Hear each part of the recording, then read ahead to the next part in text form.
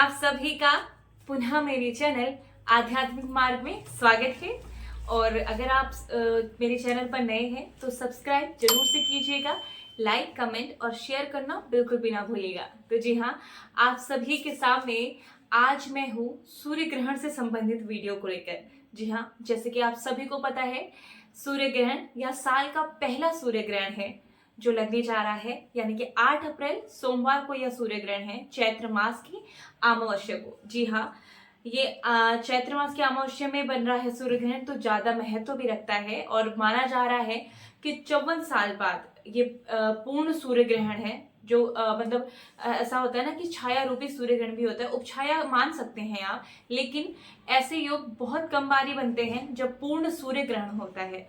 हालांकि भारत में सूर्य ग्रहण का जो सूतक काल है वो मान्य नहीं होगा, क्योंकि जो सूर्य ग्रहण लगने जा रहा है वो रात्रि के 9:12 से रात्रि के 2:22 तक का माना जा रहा है, और मध्य का जो समय होगा वो 11:47 का होगा, जिसमें सूर्य ग्रहण माना जा रहा है। क्योंकि रात्रि में लग रहा है तो इसको मान्य नहीं माना जा रहा है भारत में। और सूतक काल जो होता है, जैसे सूतक काल में आपने सुना होगा कि पूजा पाठ नहीं किया जाता, सोना नहीं होता है, भोजन ग्रहण नहीं किया जाता है इत्यादि, लेकिन ऐसा नहीं होगा क्योंकि भारत में मान्य नहीं होगा, क्योंकि ये रात्रि का समय होगा, पहली बात।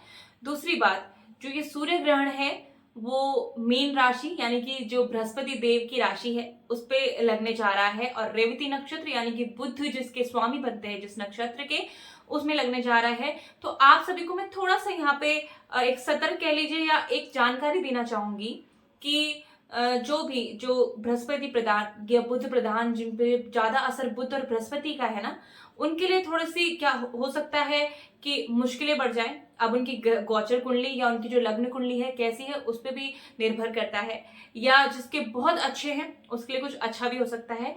एक और महत्वपूर्ण बात मैं यहाँ पे बताना चाहूंगी कि जब भी सूर्य ग्रहण या चंद्र ग्रहण, कोई भी जो ग्रहण दोष बन रहा होता है, योग बन रहा होता है जिस समय में, उस समय पर देखना ये जरूरी हो जाता है कि क्या कोई कोई बड़ा ग्रह तो राशि परिवर्तन नहीं करने जा रहा है। तो जी हाँ, मीन राशि में जैसे मैंने आपको बताया कि सूर्य ग्रहण लगने जा रहा है, तो कुछ दिन बाद जो मंगल देव हैं वो राशि परिवर्तन करने वाले और कुंभ राशि से मीन राशि में आने वाले हैं। जो भी कुंभ राशि में चल रहे हैं और मीन राशि में कुछ दिनों बाद आ जाएंगे।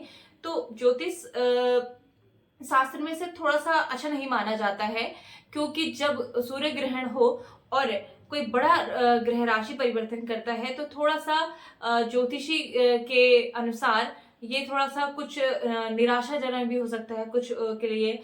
और मैं ये नहीं कहती हूँ बिल्कुल भी कि सबके लिए निराशावादी हो सकता है या सबके लिए बहुत बेहतरीन हो सकता है, क्योंकि मैंने आपको पिछले उसमें भी बताया था कि हर किसी की लग्न कुंडली अलग है, हर किसी की लग्न कुंडली में जो गोचर ग्रहों का चल रहा है वो अलग है। तो कैसा प्रभाव होगा, अगर मैं आपसे कह दूं कि मेष राशि के लिए बहुत बेहतरीन है या मीन राशि के लिए बहुत बेहतरीन है, तो ऐसा नहीं माना जाता है। क्योंकि कोई भी ग्रह जब गोचर करता है तो वो हर किसी व्यक्ति पर प्रभाव डालेगा। जैसे कि ग्रहण की जो भी घटना होती है भौगोलिक घटना होती है, पृथ्वी का घूमना एक भौगोलिक घटना है, लेकिन जब ये कुछ भी परिवर्तन होते हैं तो असर हर किसी के जीवन पर होता है। हालांकि वो निर्भर करता है कि किसी पर अच्छे भी होते हैं और किसी पर बुरे भी होते हैं। तो आप सभी के लिए सबसे पूर्णता ये जरूरी जानना है कि सूर्य ग्रहण का समय रात्रि में है और भारत में सूतक काल नहीं होगा। तो आप सभी को कोई भी चिंता करने की जरूरत है नहीं, और इसका लगभग समय 5 घंटे 10 मिनट का होगा जो सूर्य ग्रहण का पूरा समय होगा, और भारत में ये अमान्य होगा सूतक काल। तो आप लोगों को इतनी कोई चिंता करने की जरूरत नहीं। और जैसे मैं आपको बता दूं, कनाडा, उत्तरी अमेरिका, जो प्रशांत महासागर है, इनमें देखने को ज्यादा मिलेगा। अमेरिका में भी जो दिन का दोपहर का टाइम होगा 2 बजे का, उस बीच जो 7 मिनट का जो अंतराल आएगा, समय का अंतराल होगा, उसमें पूरा अंधेरा छा जाएगा। पूर्ण सूर्य ग्रहण का मतलब ही ये होता है कि जब सूर्य को पूरी तरह, राहु जो ग्रह होता है वो पूरे उसके बिल्कुल सामने आ जाएगा, तो 7 मिनट के लिए पूरी दुनिया में अंधेरा छा जाएगा। तो पूर्ण सूर्य ग्रहण का मतलब यही होता है। तो ये 54 साल बाद ऐसा योग बन रहा है, तो 7 मिनट का सिर्फ अंतराल होगा जब पूर्ण जो सूर्य होंगे वो पूरे अंधेरे में ढक चुके होंगे। तो आप लोगों को बिल्कुल भी चिंता करने की जरूरत है नहीं। बाकी वो सावधानियां जो मैंने पिछले चंद्र ग्रहण में भी आपको बताई थी कि जो गर्भवती महिलाएं हैं उनको सावधानी करनी थी, लेकिन चंद्र ग्रहण दिन में था तो वो सावधानियां जरूरी थी, लेकिन क्योंकि होता है जो गर्भवती महिलाएं होंगी रात्रि में कहीं पे भी आना जाना उनका निषेध होता है, तो वैसे ही वो सुरक्षित है अपने घर पे।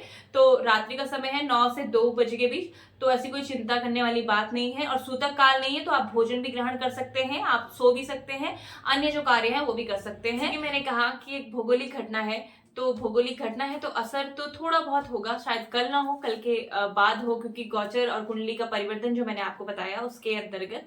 तो आप क्या कीजिएगा कि हमारे हनुमान जी जो हैं वो हर संकट का नाश करते हैं, तो आप हनुमान चालीसा का पाठ कर सकते हैं, सुंदरकांड का पाठ कर सकते हैं।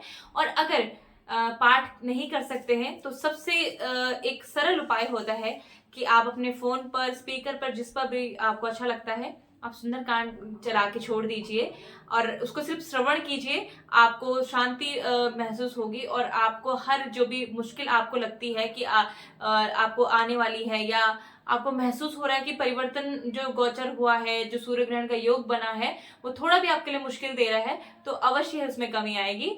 तो आप जरूर से हनुमान जी की उपासना कीजिएगा। ये जानकारी आपको कैसे लगी कमेंट करके जरूर बताइएगा और सब्सक्राइब जरूर कीजिएगा, क्योंकि आपको इस तरह की वीडियो मिलती रहेंगी। और मैंने आपको कल एक शॉर्ट्स में भी बताया था कि चैत्र नवरात्रि कल के बाद प्रारंभ होने वाले हैं, तो उससे रिलेटेड वीडियोस में आपको और जो जानकारी होती है, दुर्गा सप्तशती का पाठ का विधान होता है, सब बताऊंगी।